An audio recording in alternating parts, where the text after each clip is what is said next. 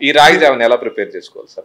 Just రాగి పిండి మీరు బయట కొనకూడదు, వీలైనంత వరకు తెలిసి దగ్గర కొనాలి, లేకపోతే రాగులు తీసుకొని మీరే పిండి పట్టించుకోవాలి, అది మీరే మిక్సీకి వేసుకోండి.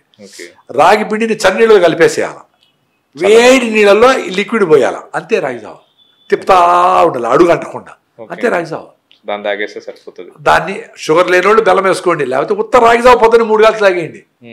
చాలా మంది అడుగుతాడు, సార్ కాఫీ నిలిపారు సార్, 3 గ్లాసులు రాగి జావ తాగమ్మా మళ్ళా కాఫీ తాగండి. సార్ 3 గ్లాసులు అయితే రాగి జావ తాగబుద్ది కాదు సార్, అందుకే కదా చెప్పేది. లేదు కొంచెం తాగండి, ఇంత టీ బదులు ఇంత తాగండి, కొన్ని రోజుల తర్వాత నిలిపే వద్దులే అనిపిస్తుంది. ఎందుకంటే ఫస్ట్ మిమ్మల్ని మీరు అప్రిషియేట్ చేసుకోవాలంటే, సార్ నేను కాఫీ నిలిపేయాలనుకుంటా ఉన్నాను, ఆలోచన వచ్చింది, దానికి ఏం చేయాలి సార్, రాగి జావ తాగుతున్నా అని మీరే అడుగుతాడు, మీరే మహానుభావులు.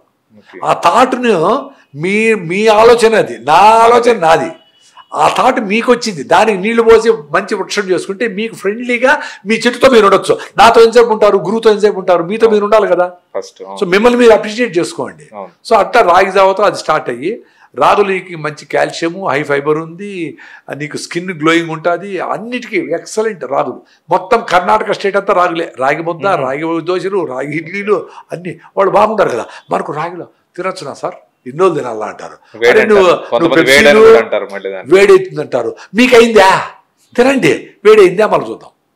ఎవరో చెప్పినారో తినకుండా ఉండేది ఏంది, ట్రై చేయాలి.